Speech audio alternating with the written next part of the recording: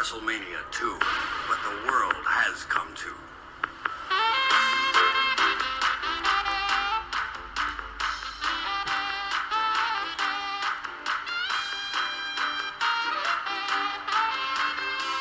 And now, Vince McMahon. Hello, everyone. Welcome to the greatest sports entertainment spectacular of all time. Welcome to WrestleMania!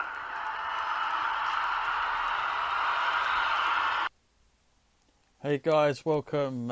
John Scott here for WrestleLine, and today we're doing another watch-along. WrestleMania 2, the main event. King Kong Bundy challenging Hulk Hogan. This was, of course, the WrestleMania 2 where it combinated in 3 different cities, happening on one night. So I'm sure we can all vaguely remember that for all us historians out there. So yeah, I encourage you to fire up your WWE network. Don't forget, guys, if you haven't got the WWE network, you can get a free whole month. Just sign up with a new email address and it's yours. And then you can just, like, if you don't want to, although you will get WrestleMania, this year's WrestleMania included, so it's probably worth keeping around, but then cancel it at the end. No fees would be taken. So check that out. And you want to go to WrestleMania 2 in the network. And then you want to find the exact time of 2 hours, 32 minutes and 23 seconds. So guys, pause this podcast whilst you do that. You want to go on 2 hours, 32 minutes, 23 seconds. That's 2 hours, 32 minutes and 23 seconds. And then on the count of 1, as we always do, we're going to hit the play button. So 3, 2, 1. And here we go. So just got a little bit of audio in the background. I'm not going to leave it on too long, but obviously just this is like the build up to the match. You're going to see all the little happenings, how the match came about. So you can this is a fantastic shot here. You get Hogan lifting the weights in the background. You've got Mean Gene in front of him. What looks to be, I don't know if they were trainers or not. And here is the Saturday night's main event. Now this is where King Kong Bundy would have the altercation with Hulk Hogan. This was kind of the background to the story that led to this event. And again, very, very early days of WWF here. There wasn't, we didn't have all the pay-per-views that we come to expect of today.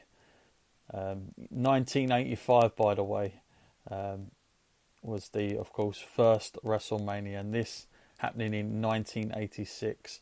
So it's only, of course, the second. And the cities this ran in, so this ran across 3 cities in one night. You had New York, you had Illinois, and California, Los Angeles. And I believe this match, just checking now, the last match took place in LA. So this was like their big main event. You had quite a lot of guests at this one, but I'll go through the list in a second as we're just checking out in the background. We're just seeing like all the clips. You can see Don Morocco there. What a massive stud athlete he was. Greatest manager of all time, definitely. For me, Bobby the Brain Heenan. 1 year later would go into arguably the biggest WrestleMania of all times, WrestleMania 3, to manage Andre the Giant. There's the Bulldogs. And here we see Hogan with, of course, I forgot about this, the whole Hillbilly Jim. This was sort of one of the first kind of like little partnerships they had back in the WWF, but it was quite big. He was really over back then, was good old Jim. But yeah, so we're seeing like Hogan like selling the ribs as well, and this is of course a steel cage match, which like a lot of people, if you've only watched WWF, a lot of people think this is the first ever steel cage in like wrestling, but it's definitely not. Make no mistake about that. NWA and all other places were using steel cages, a lot less gimmicky than the one the WWF used. But certainly this is like the first incarnation of what, you know, like you used to get the figures with the steel cage attached to it. This is that design, really, pretty much, of that one. The commentators in LA, so you got Jesse Ventura, our good old friend Lord Alfred Hayes was at this one as well. So that's fascinating. Vince McMahon was actually in New York the entire process for all this. And then you had like different ring announcers, of course. You had different referees in different places as well, of course. So it was quite a feat to pull this off just on the second one. Like, this is quite again, you're talking about a time where it was only closed circuit TV. So this is very innovative for the time. Not sure what Hogan is going to do here. I don't know how much this is going to help his ribs out. But here we go. Yeah, eat your heart out. All you gym fanatics out there, this is what you should be doing. It's the real deal. Eat your vitamins, say your prayers. This is it. Hogan with much more hair as well. You'll notice on the top there as well. What else can I tell you about this? So they had like a lot of special guests. Like Ray Charles was there, but he was based in New York. He done some stuff. Then you had like loads of special announcers at this show as well. Special guest timekeepers. I mean, they were trying to get all celebrities they could possibly get for this in many ways. And don't forget, this is also the one where you'll remember the matches that kind of built up to this. This is, of course, Mr. T would take on Rowdy Roddy Piper. Sure everyone remembers that, or if you've probably seen footage of that stuff. So the Mr. T versus Rowdy Roddy Piper, that took place as like the main event of New York, and then the main event that followed after that, after like the previous matches in Illinois, was the British Bulldogs and the Dynamite Kid with Lou Albano and Ozzy Osbourne defeating the dream team of our favourite character on this podcast, Brutus the Barber Beefcake, Greg Valentine. So very interesting matchups there. You also had like the huge battle royal where it's like WWF and NFL stars sharing the ring, and Andre the Giant would win that, pretty much setting him on course for next year. I mean, they would have definitely already penciled the big Andre Hogan match in for next year, no doubt about it, the way they were setting this one up. Even had Terry Funk on this card, by the way. Terry Funk had it was Terry Funk and Hoss Funk were in the match just before this one, defeating the Junkyard Dog and Tito Santana. So it just goes to show the level. Also, Ricky Steamboat was on this card as well. He defeated Hercules Hernandez. He was also in LA as well. So quite big names for back then, as we see Bobby Heenan being interviewed by Jesse the Body Ventura with King Kong Bundy. Interesting character, King Kong Bundy. Like, he I think, if I'm being totally honest with you, he was very much sort of set into this place of just kind of like the big monster to go against Hulk Hogan. I think that's like basically what Vince had done at this point. Vince was just creating big monsters to face Hogan, and so as we say, now we see Vince back in New York, looking very dashing. All these people in their stuff. He's got the bow tie. Very, very early Vince McMahon here. But as they're talking about the match. So what's going on behind, like in LA, is they made this big thing about, you know, setting the steel cage up, which definitely gave it a lot more build-up to this match. They're trying to sort of get across that as much as they could. But you know what, like, I've got to say, like, the whole spectacle, like, we're at 2 hours 40 minutes as I'm speaking now in the entire show, and it's quite a feat to just have essentially what will go, I don't know, maybe close to 3 hours, just a little bit over, in 3 different locations. When you think how long they have been in the past 10 years, the ones we've been watching, in one location, you can see that I really believe quality over quantity matters a lot. As you see the shot of the steel cage, the infamous blue steel cage.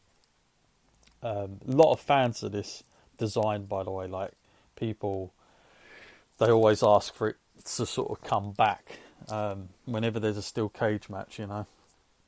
I mean, in the Attitude Era, it got changed to black, and then they went really, like how the NWA have got it now. Like they've got it like where it's much smaller, you know, bars between in the cage, interlocked, like looks like steel and stuff. So very, very different. As we now see the big announcements, the ring announcements now to get this match on. What's fascinating here as well is, like, I'm trying to like look. There is a guardrail around this whole thing, but it seems so sort of loose, doesn't it? It seems so. Who's this dude? Tommy, good old Tommy. Let's find out about this guy. I've never heard of this dude in my life. So should I know this guy? Let's find out. He so they had like a different head ring announcer guy in every place.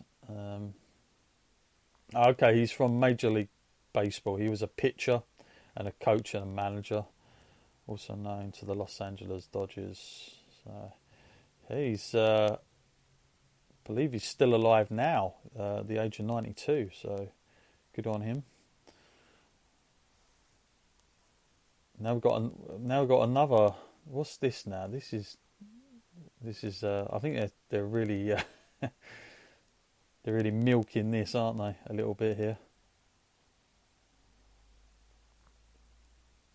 Okay, so he's there to make sure he doesn't make a balls up of it.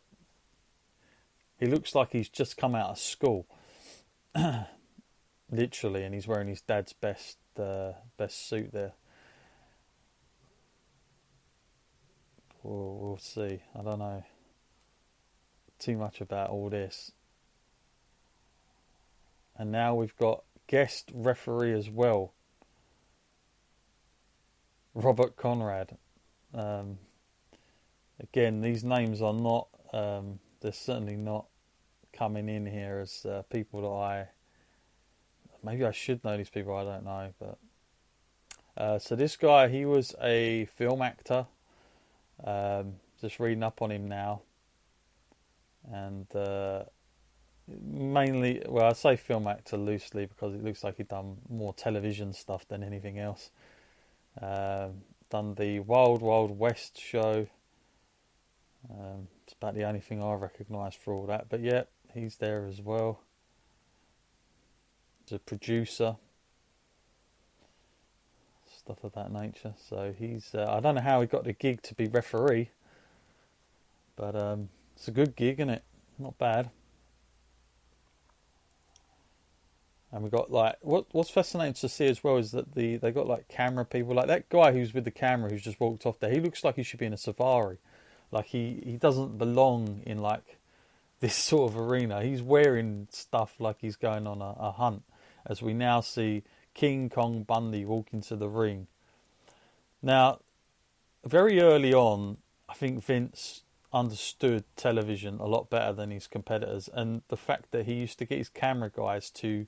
You see how it's shot there? It's looking up, even at Bobby Heenan. It just makes everybody look that 10 times bigger than they actually are.